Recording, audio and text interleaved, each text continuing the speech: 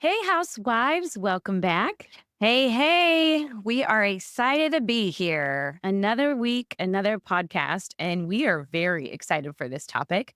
Yet again, an incredible friend and Is previous. it okay to say that we're excited for this topic? I mean, we're excited for the guest. The Yes, topic is a little heavy. So, I think we're excited about it because we know that many people need to hear it. yes, So I would say that. yes, I would second that. So, today we have Barbara Beck.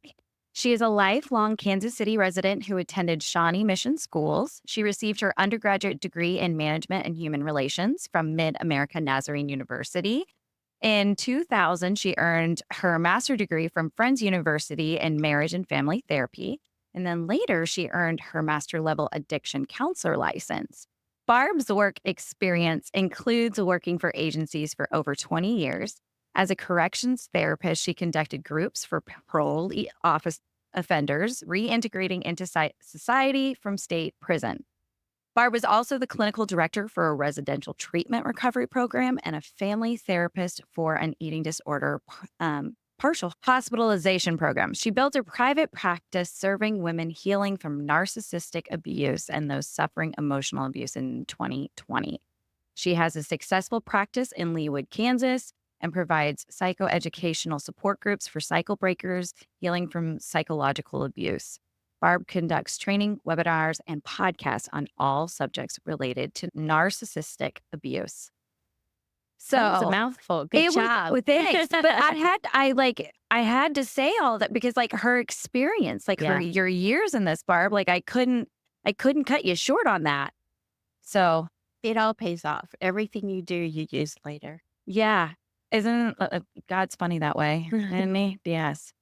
So you were actually recommended, a friend of mine who's very persistent kept saying, have you listened to Barb yet? Have you listened to her on this podcast? Because you've been on multiple podcasts. Mhm. And she said, you've got to get her on. And so we had the opportunity to have a pre-interview with you. And we're like, oh my gosh. So much knowledge, so much experience. Uh-huh. And we're just honing in on one topic today, but I think we could have many of these with you. Yes, I think this is going to be a part one of. Of You're just going to be Barb. Yes, you're going to be a regular guest. I live close. Yeah, which is great. So we'll just touch base with you and say, all right, we're ready for part two. Yeah. So Well, first off, welcome. we're very happy to have you. Thank you so much. I really appreciate the opportunity. I want people to understand there's so much misinformation.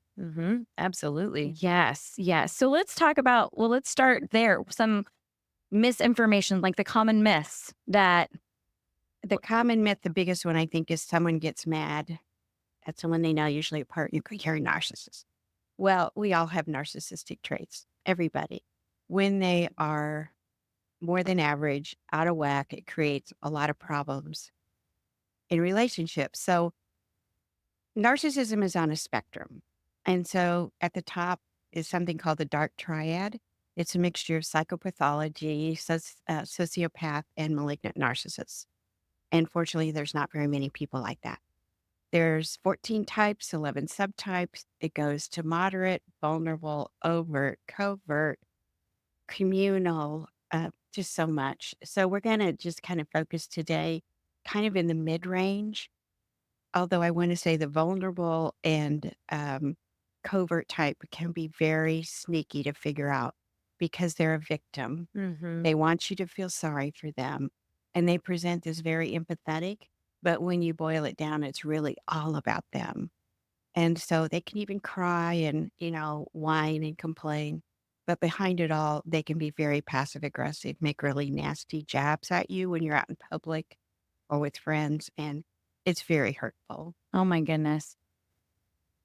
Okay, so you've talked about spectrum, multiple types, and I think this is one of those things. And just like you said, a myth being, you know, oh, you're such a narcissist, and just that generalization. But in all actuality, there's so much that leads up to that.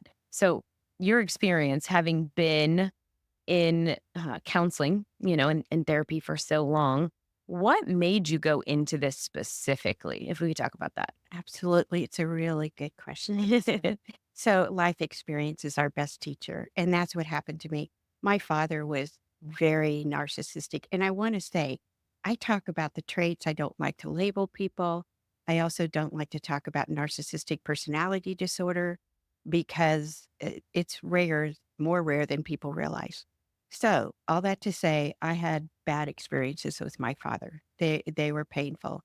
And so I grew up, I got married to a guy that was very outgoing. He's a great guy, but he was gone all the time in the community, all the time. And at that same time, I developed an alcohol problem. And I think that's pretty common because, you know, you have a lot of responsibility. Um, you just feel like the weight of the world is on your shoulders. And so, unfortunately, my next marriage was a man that was very sympathetic, really love bombed me at first. And if you don't understand that term, Oh, yeah. he was my everything. Oh, yeah. But if for those who are in true crime junkies, like you hear the term love bombing a lot. And it's just these individuals who just like overwhelm you with loving like and it's just Words of so hard. affirmation or gifts or tricks Yes, or things. so fast and it's heavy and you're like, "Oh my gosh." Then, and it makes you fall for them really quickly. Very quickly. And so what I noticed was I saw a couple red flags. I didn't want to look at them. And I'm a therapist. Mhm. So anyway, they mimic you. He found out what was important to me, what I liked, and that was what he liked. And so you just think it's a perfect match. We talk about chemistry, oh my gosh, off the charts. So everything was great for about 2 years. And then all of a sudden there was a switch and the anger came out. And it really wasn't anger, it's rage. And I think that happens. It really defines the behaviors being so severe. And so a lot's behavior that was really hard to deal with. And I figured it out fairly quickly. We separated, we got back together. I didn't want another failed marriage. I really tried. And I think that's really common.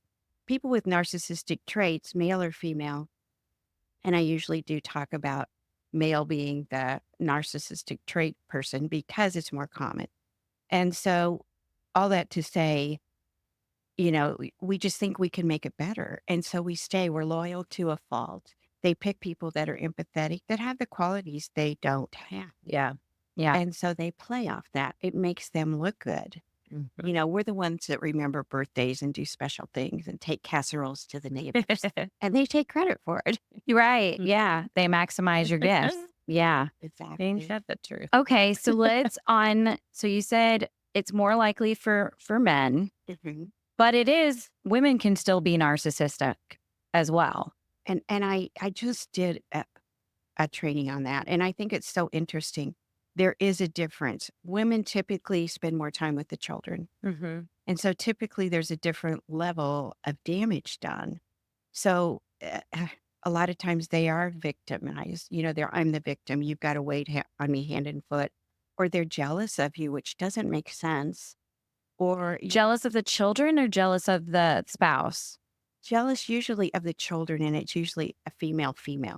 Okay. And they like to put wedges between you and the other children. Often they'll like to make friends with their daughter's friends, and they're nicer to them than their own daughter.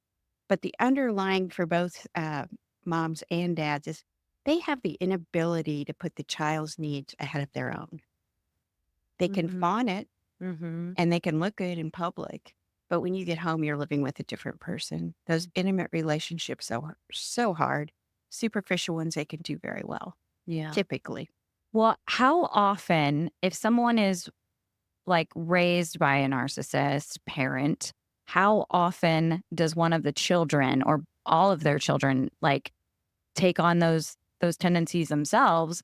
Or is it something that they don't typically bring on because they're so acutely aware, I don't want to be like mom and dad? Or do they? Yes, and yeah. So typically, a lot of times, there's a golden child. They can do no wrong. And the other kids know that. They're so favored and so pampered. And so often they are entitled and they do take on narcissistic qualities. There's other children, especially the children in the middle, which we sometimes call the lost children, that kind of go inward. They stay in their room, they avoid conflict at all costs. They are more likely to do the total opposite. If you didn't hear I love you as a child, you're going to say that to your child 10 times a day. Oh, okay. Hmm. Okay. You want to do the polar opposite. And there's a little bit in between, but typically they don't want to be like their parent. And that's why I think we hear so much now of people going no contact with their parents. Really? So that's interesting that the kids, so then with those kinds of kids, do those kids often, are they close when they grow up or do they tend to separate as well? Or is it It's hit a or miss? combination. I Yeah. think sometimes, anytime we feel like, and it can be like a cult, honestly. Don't talk, don't trust, don't tell.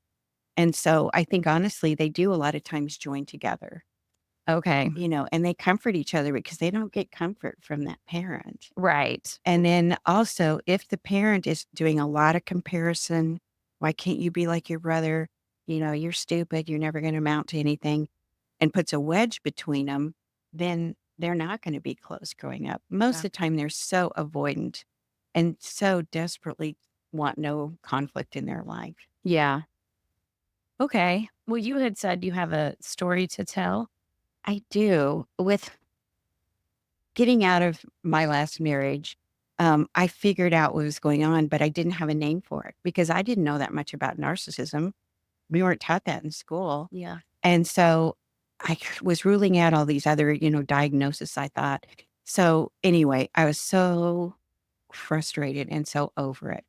And we went to a birthday party for one of my grandkids, and it was the middle of December. It was cold. I go in for ice cream. And before I went in, I had to say, now you're going to be right here when I come out, right? He would play these games with me. And so I'd come out from the store and he'd be nowhere in sight and thought it was funny. And it was just a way to bother me.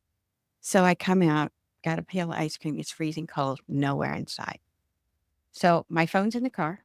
So I don't know what to do. I go in, I come back out. Finally, in the back of the parking lot, I see these lights come on, and slowly this car pulls up and gets up there. And so I just said, get out of the car. And I think he thought I was going to drive, but I left him at Price Chopper and it felt so good. If I ever write a book, the name of it's going to be I Left Him at Price Chopper. I like that.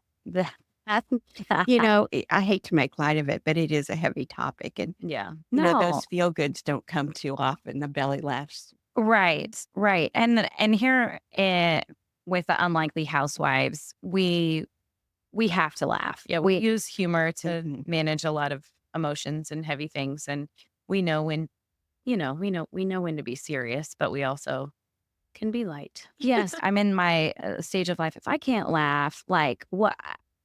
Laughing brings me so much joy and so much. What Even she means to say is if she can't laugh, she'll cry, and she really hates to cry. So Oh. just make that's her cry. true. That's true. I avoid feelings. So I will make I'm the person that you don't want to sit next to at a funeral Oh. because I will start to chuckle and at something because I've made light of it. And yes, so I have to sit in the back row fairly often. She'll talk to you about that later. My five feet. Tori's got an appointment. It's fine. That's fine. Okay, anyway, well, let's talk. I know we want to really dig into this even more so. So talk to us about how ways people cope. One thing you already said is alcoholism. Right. It leads to addictions and other, eating disorders and just different things that way. Talk to us about the effects aren't just emotional. It leads to more. It's every area of our life. And so a lot of times there's financial abuse. A lot of times they're not anywhere near any of the funds. They don't know what they have, what they don't have. They don't have access to things. I had one lady that he put everything in her name for some reason. I think it was because to avoid legal issues. And when they got divorced, she had no idea. And so just that being in the dark, that not knowing gives people with narcissistic tendencies a sense of power. And so not only are there psychological and emotional gains, the stress and the hyperarousal, you are constantly vigilant. You're coming into the house, you're checking the temperature of the room. You may experience dread when the garage door opener goes up. You just always are waiting. You're putting a lid on things, keeping it calm, and walking on eggshells at the same time. So your body takes a toll from that. A lot of times, headaches, migraines, stomach issues at the doctor, all the tests come back fine, but your anxiety is just off the roof. So a lot of times, anxiety, depression, a lot of that coulda, woulda, shoulda, why did I get into this? And then the future, oh, I don't know if I can do this long term. I don't want my kids exposed to this. And that's a real conundrum because do you stay and protect your kids or do you leave and then share your kids with them and they're there every other weekend and you're not there to protect them? Mhm. So it can affect everything. Your extended family, Yeah. often they don't want you close to people. You lose friends. So that isolation and loneliness, I think, is one of the worst parts. Yeah. It's so hard. You can't tell people because they invalidate you. Why didn't you just flee? Oh, really? They're not that bad. She's real nice when I'm around them. Right, because they don't see what's going on behind Behind closed closed doors. doors. Yeah. Yeah, that That answer your question? Yeah, it did. And I mean, I think that those that we know that struggle with it, I mean, that's just hit the nail on the head. And so knowing that and I've definitely been in the place where I've said, just speak up, just stand out, just go, I've definitely had those conversations with people. What advice do you have for listeners who know someone's in that situation? Like, what else can we do or say or support? Well, first of all, I would say you probably don't know how bad it really is. Or And second of all, your job is really to love and support. You don't have to agree with everything, but that validation is so important. I can't imagine what you're going through. That must be really tough. I know that you're really caught, don't know which way to go. So anything you can say that, you're such a good person. I appreciate your good qualities because they don't hear that. Mhm. And then Mhm. stay in contact, that isolation. And it's just really interesting. You know, Not only do we not tell our friends how bad it is, there's so much shame and guilt and remorse involved in it. And I think we hear all of these negative things thrown at us. They say really negative, awful things like, you can't do anything right. You're really stupid. And then even when they're not in the picture, that our self esteem is so low, we start saying that to ourselves. So we gaslight ourselves, which makes no sense. But those words get ingrained in our brain, in our body. We store the trauma in our body. And 20% of what we do is about 20% above the conscious level. So we can kind of deal with that thinking through it. But it's the 20% that we store in our body that triggers us. That I can remember my dad would stay in the kitchen jiggling coins in his pocket right before he'd get really angry. So I'm at Wendy's one day and I hear this guy jiggling coins and I'm like, that, it just took me right back there. And I need to deal with that or I'm going to take that into every relationship I'm in. Mhm. If I don't take the time to heal, if I don't go to therapy and work on my trauma, you cannot live with a person with narcissistic tendencies that are above average and not have some kind of trauma or painful experiences. Yeah. Well, how that's obviously what you do. So It, tell us, obviously, someone making that commitment to, and commitment isn't just that first step of saying, like, okay, I'm going to work on this trauma or I'm going to heal myself or just talk it out. They're going to come to you. And what are some of the techniques or tools or things that you do to help them? sure. First of all, it takes a lot of courage to come in Hmm. because you're going against the norms. And I hear people say all the time, oh, I feel so weird being here. And I get that, but it does take a lot of courage. So, first of all, I think it's really important for them to understand what's going on, not to label, but to understand it's not you. You are not crazy. People come in and say, I think I'm crazy. I'm the problem. Well, we all have a part in everything, but that's not the issue. And so, first of all, understanding, then moving on from trying to make sense of it because it's illogical. We can't make it logical. Yeah. Some of it's delusional. And so you have to get past that. Then we can really plug into working on, self esteem, getting a plan to work on the trauma. We don't do that right away.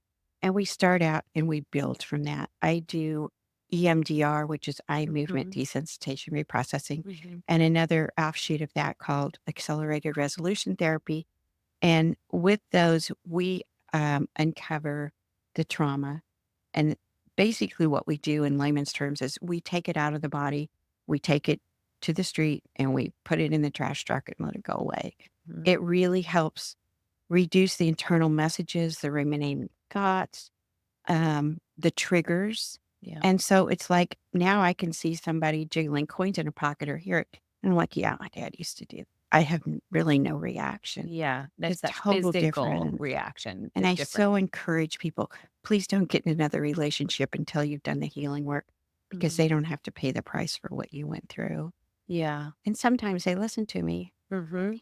Now, does the person who is getting out of the relationship with the narcissist, do they do you find that sometimes or that they gravitate towards another one? Or because that's what they know? And, like, that's I mean, I just be curious on the repeat. I mean, because I know it goes on with domestic abuse. Like, you Mhm. get out of Yeah, one domestic abuse relationship into another because that's what you know. that's what I did. Yeah. And so I think it is common. And so that's why I encourage him to stay in therapy because we're going to look for the red flags early. Also, sometimes I'll go the opposite and find somebody really empathetic. And I usually talk to them about typical things are, they can't put your needs above their own. It's not reciprocal, it's transactional. When it gets really bad, you're not a person to them, you're an object or possession. And so it takes a while to figure some of those out. But if they get angry and you need an apology and they won't take responsibility for their actions, that's big. Or if the words don't meet the actions most of the time, those are really big issues. And I also want to say it can be really dangerous. Living in those situations, it's our normal and we think we're safe. And often we're not. We have this false sense of safety. Mhm. And there's just a lot that goes on. And you don't know when you push somebody to their limit and they're an angry person anyway, there's no guarantee of what will happen. Yeah. Yeah. We do so much conversations around like personal growth here on the podcast, whether it's, spiritually, emotionally, going through therapy to help your marriage or your kids or whatever. One of the books that I'm reading right now, and I just started it, is I'm gonna have to look it up, but it's Boundaries with Teens. And I know the guy's name is John. I cannot think of his last name. So far, it's so good. But the first part of this book is helping you go through as a parent your own adolescence. And it's helping you come up with your memories, some of the actions, your consequences, how you were disciplined, and how you were held. Like whatever boundaries you learned in adolescence will help you create boundaries as a parent. So the reason I'm bringing this up is I'm thinking about the kid who have gone through, you know, being raised by a narcissist. If they weren't taught in their adolescence how to create boundaries, how to be healthy, how to have these positive thoughts, and how are they as a parent? Can I say something before I Yeah, say how they are absolutely. as Yeah, a parent? yeah. Because I think that we are groomed to be people pleasers. Oh yeah, That's I'm a people pleaser. She's but Still a recovering recovering. people I'm not as pleaser. bad as I used to be, but it's Yes. still that's so there. important. So I mean, the only time we get maybe positive strokes is when we're doing something nice or we get attention. And so I think that we grow up without boundaries because everything was so chaotic. There were no boundaries. One day it's okay to do this, the next day it's not. Yeah. Yeah. And so early on in the healing process, I have most of my clients read Boundary Boss by Terry Cole. Okay. And I love that book because it starts out with our part in this. And our part is, she calls them functioning codependents, but we're enablers, Hmm. or we couldn't stay in the relationship. So we have to look at that first. I like to call this is the best approach, I think. The small fate, you gently and slowly pull away, make little boundaries. Big boundaries don't work. So it's baby steps. Mhm. I'm not going to return your phone call as quickly. I'm going to ignore your text for a little bit. I'm not going to be at your beck and call. Yeah. And I'm not going to argue with you. You Mhm. just test the waters to see what works. Yeah. No, that's good. Yeah. Narcissist is such a buzzword. It's very, It has gotten more, I don't know if trendy is the right word, Yes. but it's also kind of like the word gaslighting. We talked about that. I mean, those are very real things, but I feel like people use them. as excuses Yeah. or That's it. crutches. Yeah. That's kind of where I feel like, like you said, like we just call somebody, oh, well, he's such a narcissist or she's such a narcissist. Like Mhm. that's really so. And you said like it's a spectrum. Right. So, I know two of those I know are invert, right? And covert. Overt. Yeah. Yeah, overt and covert. So tell us like a little difference about those even two types in the spectrum. Oh, sure. So, and the word does get thrown around. Also, any kind of toxic behavior is thrown in there. And we all have toxic behaviors. Right. We're Maybe all we're having a sinners. bad day. Yeah. We're all, Right. all Yeah. Yep. sinners. So, anyway, overt is more overly we see it. We walk into the room, we're the life of the party. Mhm. We're the extrovert, we're the mayor, wherever we are, Mhm. or we're overtly punishing. It's very easy to see their behaviors. They're very stark. They're there. We don't have a question. It's the covert that are a little bit harder to figure out because it's like it's under the covers. Mm, I really am mad at you, but I'm not going to tell you. I'm going to give you the cold shoulder for 3 days. You didn't treat me right. You owe me an apology. I had a bad childhood. Can't you understand? yeah. Always the victim, Woe is me. but passive aggressive. Anger is always going to work itself out. And people can seethe and be so angry, and it's going to come out often in passive aggressive ways because at heart, they're really insecure. Mhm. And so, if I can, I love the analogy of an M&M. They have this hard outer shell that won't really let anybody in because inside there's this ooey gooey mess. It's a fragile, like Yeah. 4-year-old having a tantrum, Mhm. but nobody, they think no one sees that. Right. It's there. So let me, all right. So my, we're a family, my family, it's the four of us. We're very sarcastic and smartasses. Like a lot of times that can be seen, like I think people can take that the wrong way. Like ours is all in good humor. Cause I know some people are like, well, sarcasm is, really passive aggressive and da da da da. And I'm like, well, like that's how we joke that it's better to be a smartass than a dumbass in our family. Like, and so I know, like, I'm sure people look at us when Andrew and I go back and forth on something, they're like, oh my gosh, they talk to each other that way. But we dish it right back. Like, that's different than just like the passive aggressive one sided thing. I also think sarcasm is a form of clever wit. And I think people who like it's, Well, I think it also depends. And we're going to let Barb give her perspective on it. My husband is very sarcastic, and I didn't grow. My dad's kind of sarcastic, but like in the playful way. My husband's always sarcastic.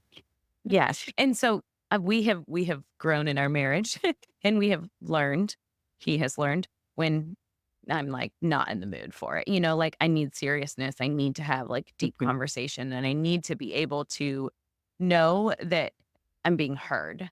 And that's just who I am. So I think you and Andrew are very similar, where Chris and I are not in that. So, Barb, what's your perspective? Well, I think there's a difference when it's wanted and it's not wanted. And so that's kind of what I'm hearing with you. Mhm. Yes, I think it adds so much levity and I love it. Mhm. yeah, I really do. I have a shirt I want to wear. I don't very often. It says, "That's a horrible idea. What time are we?" yeah, yes, uh-huh. That's I get that. So, I think anything taken to extreme is a problem. yeah, Yeah. And I think it's important what your children hear too. If they know it's in jest and it's not hurtful, Yeah. that's fine. I love part of that because it teaches your children to be empowered. You can talk back. yeah, You can Mhm. say what you're thinking. yeah. And then the other part of it is you kind of want to be careful. You don't really want them to go to school and do. Yeah. No, and it is part of that's learning boundaries. I was just gonna I- say, so what you just said, like is so my daughter and my husband, my second born, she's 14, and she is so witty. She is so good. She is sarcastic like her dad. Like they're two peas in a pod, except for when dad's disciplining and she does that. She's Mhm. learning now boundaries of like, not now, you know? So, and that's where, and I think that's where I come into this, where it, Chris says all the time, he's like, I didn't mean it like that. I'm like, I know, but I still took it that way. And that is not a bad thing on me. It's sorry, didn't mean it to go that way. Like we have to overcome those moments because there's times where I'm like, stop poking the bear, like Yeah. I'm a bear and this Yeah. mama bear's about to lose its Right. I think it works a lot better when you really know someone like your husband. Yeah. Because I Yes. think you really take a risk when you do that with other people. Yeah. And Depending I on the would say that's situation. what he says all the time is he's like, I've done this with you for 21 years, Yeah. like, and yes, he's You have a right definitely, to your feelings. So if you're not in the mood, that's okay. yes, I Well, like you that. you know what I have found is, and I would think Andrew would agree with this, honestly, is that over like the last 2, 3 years, I've actually very much of the poking the bear thing when he would say stuff, and because no one knows how to push your buttons like your spouse. Exactly. It's just no one knows how to push them like they do. Yeah. But ever since, like, I have, like, come back with a quick or something, like, come right back at them, like, that shuts them down or, like, not shuts them down, but it's they're no longer poking a bear. Like, it's Mhm. now I'm in it and I'm like, They're like, well, I can't accomplish it this time. right. Andrew literally will stop things and I'll be like, he'll be doing something and I was like, "Okay, let's do it." And he's like, "Oh, man, I was just doing that to annoy you." And I It's was like a like, reset. yeah. And I'm like, come on, I'll call his bluff. And he's like, no, now you've taken all the fun out of it. Uh-huh. And I was like, huh, yeah, there you go. Yeah. And so, but that's part of it is just, but it's like letting myself go into that like quick and witty, Mm-hmm. because I definitely think I'm funnier these days. Did you know that women are more attracted to a man's sense of humor than their looks? I believe that. Bias, true. 1,000%. I mean, I got a handsome one too, but his humor was absolutely like, he's funny. he is so funny. I just, I don't know if that's true for men. It's funny. no, I honestly think about it. Because I listen to some comedians that are political commentators, but they talk about how like it is so hard to find a funny woman. Like there's not as many women comics. And Do they not listen to the Unlikely Housewife? apparently not. We're not filling arenas. But men have a hard time with a woman that's funny. And it's almost because they don't know what to do unless they're funny themselves. And so you can go back and Yeah. forth. But funny, like women that are clever and witty, Mhm. like that's hard Yeah. if they don't find a man to match it. And women have the label of being too sensitive. So, I Yeah. don't know. Yes, That's that's true. true. But that's Well, let's go back to we're talking about, obviously coping and healing. What advice do you have? Obviously, you said get into therapy, but what advice do you have for someone who is in this type of a relationship and is in the hardest part of their season? Talk. I know that it seems dangerous. It may seem unnatural, but find a person from high school that you really trust. Go back and an aunt that was a real favorite of yours, that's somebody you can really trust. A friend. It doesn't have to be somebody going through something similar or that has, but that helps. Mm-hmm. But you've got to be able to talk. You've got to be able to tell someone what's really going on, hopefully without judgment, yeah. because I think that really gives you courage. Mm-hmm. That hopelessness, that sense of powerless, the isolation, the lonely, that's a horrible recipe. Yeah. Go ahead. I was gonna say, so, but what if we're talking to somebody who, like, if somebody's listening and they're in denial at this point, like, their friends may see it if they're an overt, but like, if they have a covert and they're just like the red flags keep popping up at home, but they're like, no, that's not, I can't, there's no way, and you just keep.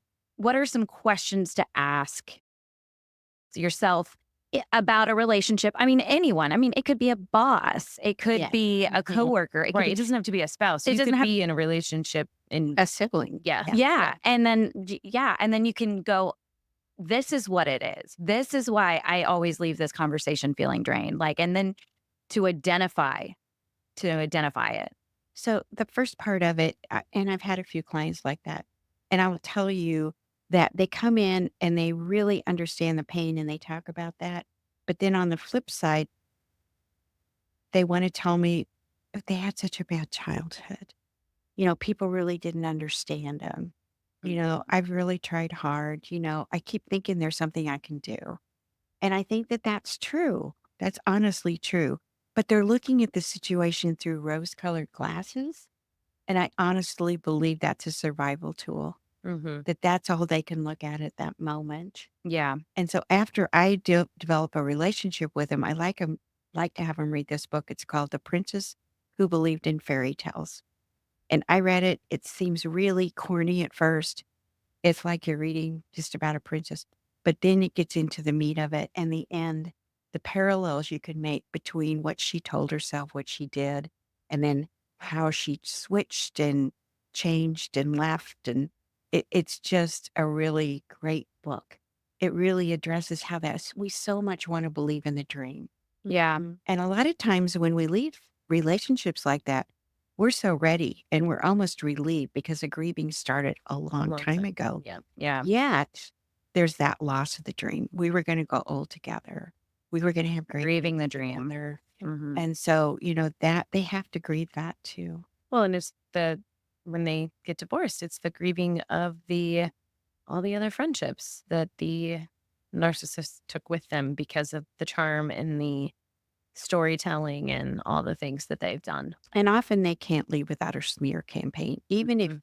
they ask you to file for divorce, Yeah. they look good, Yeah. then they're angry. Hmm. And everything that they're doing, sometimes they throw on you. Oh, she was physical with me. She was terrible. She did this, she did that. When in actuality, that's their behavior. Right. They want to make you look bad because they can't handle feeling embarrassed, humiliated, less than, weak.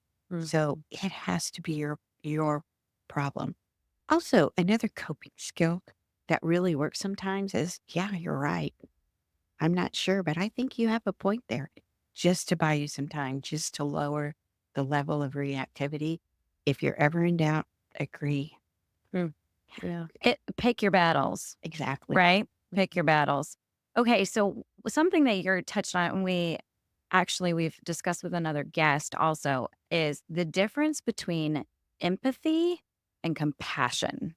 Where empathy is putting yourself in that person's shoes and going, "Oh, they did really have a bad childhood," and getting them to empathize, and you're like, "Well, they do have they never therapy wasn't really popular when they were growing up, and, they had this or this and this," versus, like, real compassion is loving and going, "Yes, you did have a bad childhood, but the truth of the matter is that you shouldn't be treating me this way." Like, that it's Mhm. giving them the truth at the same time.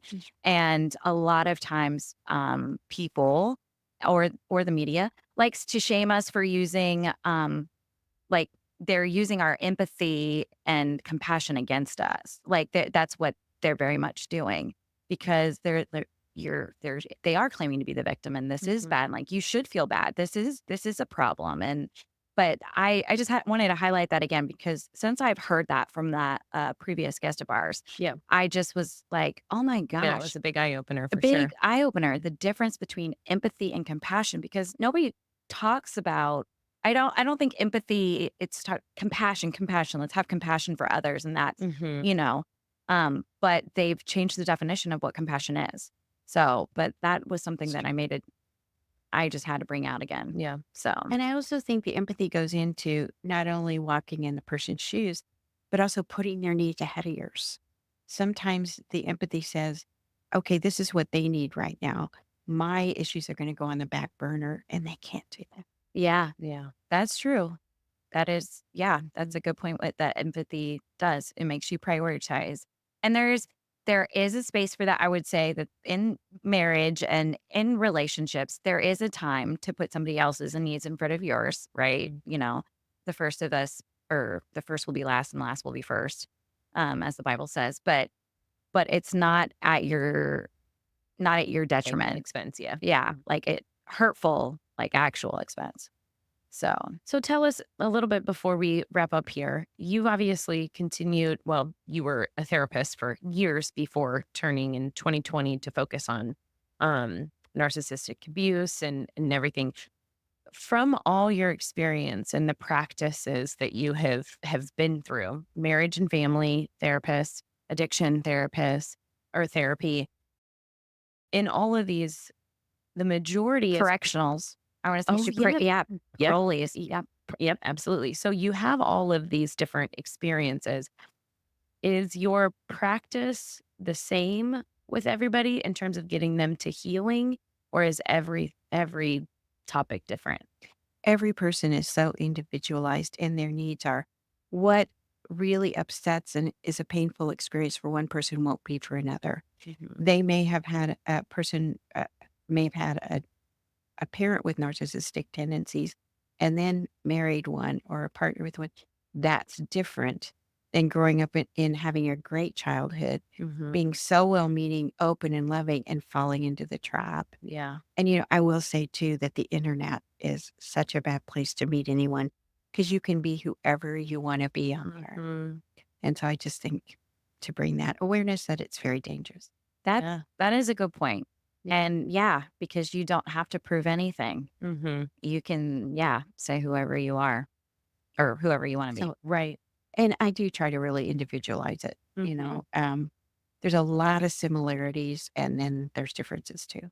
Well, absolutely. Well, and just having been through therapy myself, when I started myself and my husband and I have gone and there's different things that you're, personally struggling with. And then you bring into the marriage therapy and things that you're struggling with together or communication or, you know, however, there's different strategies with everything. There's a real benefit in doing individual work before you do couples. Yes. Yes. Totally agree. That's fantastic. Yeah, it's important. So like, I mean, and we're so fortunate that therapy is not a dirty word these days. Anymore. Like that Yeah. it is not, it's like, oh yeah, I got a therapy appointment. And nobody's like, you do? Yeah. I'm like, Yeah. you don't? And look, I mean, like that is I love that. Uh, oh, really? That life is that great where you don't need therapy. Okay, Mhm. sure. I'm just so glad the stigma of mental health is reducing. Yeah. It's Mm. everywhere, and it's not a sign of weakness, No. not at all. And I also want to say too, if you have a therapist, make sure they have a therapist. Yes. I tell people that when they first come in, I'm kind, but I'm direct. I have a therapist, and also that if this doesn't work, I'll find you somebody who's a better fit. Mm. Yes, because people need to know too is that once, like, also, like, I want to say there are different therapists for different seasons too. Mhm. Like, very much like if you've been going to the same therapist for 30 years and you're still working on that childhood trauma, like, maybe it's time you fire them. Maybe. I'm just saying, like, you shouldn't be bringing up your terrible child at 30 years. Like, you should be able to progress and move on. Yeah. Um, and I think a good therapist, I mean, I think there's seasons of life Mhm. when you need a therapist, and then there's like, you know, and then Yeah. you maintain. Yep. Absolutely. So it doesn't have to be, forever. Yeah. A different set of ears. I need a therapist because I hear a lot. Mhm. Oh, I And I bet. can't tell people what I hear, but I need to deal with it, and I can deal with that with her. So it's Yeah, just really important. that's That's true. good. So, Barbara, I know that I'm pretty sure you said you're part-time, right? Is that correct? Mhm. Do you only see people in person or do you take virtual clients? I take virtual clients as Okay, well, good. and I have a support group I'm going to start in October. I've done some before, and it's more cost effective. Okay. And we meet for 8 sessions. We really work on the tools and the skills to aid the healing. It's not therapeutic; it's educational. Okay. And people get to meet each other online, and so it kinda helps with the loneliness. It's a bridge into starting relationships with other people, And so, I love groups because they can say what you feel, but you didn't have words for it. Oh, that's And you good. see somebody else, oh, there's somebody else going through what I'm going through, Yeah. and I'm not alone. Yeah. We, on the Unlikely Housewives, we champion the idea of like, you are not alone. And because we are so many times in life, we are told that we're the only ones or we're, Or you're feeling that, and right. it's just in It your may not be head. true. I mean, it's not true at all. Yeah. But I mean, it Yep. doesn't matter if you feel like you're alone in the political aisle or like you're the only stay-at-home mom who's struggling or you're the only working mom that feels like you are never alone. You're never the only one. Mhm. So we like to encourage moms. And I like that support group idea too for someone who isn't maybe necessarily ready to address their own things by themselves, but someone else's processing may Mhm. help them process. Absolutely. And just gathering information. If you're in the very beginning of this journey, that's probably all you need. I totally agree. If somebody's in therapy every week for a very long period of time, I would question that. Mhm. I do Yeah. think there's times where, we work on our own for a while, and that if we hit a roadblock, we come back in. And Mm. Yeah. Yep. so, yeah, totally agree with that. Well, where can people find you? Is email or internet Well, if you website? want to check me out, go to Psychology Today, Barbara Beck, and that tells you a lot about me and the way I work. I'm in the office on Tuesdays and Wednesdays. I do see some virtual clients on Monday and Thursday mornings.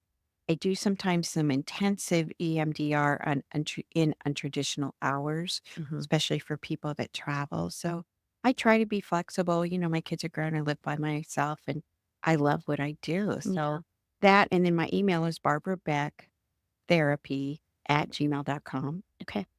And that's probably the easiest way to get a hold of me. Yes, and we're going to make sure that all of that is in the show notes for our listeners. So it doesn't matter where you are listening, nationwide, worldwide, because we are an international podcast. Sorry, I just had to throw that in there. But so you can contact Barb and find out all her information and get a hold of her. And that support group, you can be in that and live anywhere. And people can find that on your Psychology Today. Or email. Or Yeah. Yeah, I'll just be email glad and to ask for send, the support group. yeah, I'll be glad to send people a flyer. And I'll give you that so you can put that also in the show notes. That'd be Okay. great. Awesome. Awesome. Yay. Well, thank you so much. One, I want to say thank you for entering in your vocational into this, like, because I'm sure you have done so much healing, and to reach out to others and help them do the same is incredible, because I cannot imagine how hard it was for you. And then your love for others so much to go, I'm going to help you because I don't want, you to go through it as like I did without the help. And so I just want to praise you for that and just say thank you, because that is so noble and just Mm. amazing. Well, I find a lot of joy in what I do. That's wonderful. Yes. And God's funny that way. Yes. Wonderful. Thank you so much. Yes, I really thank you, appreciate Barb. it. Thank you. All right, housewives. Until next time. Until next time. See you next week. Bye.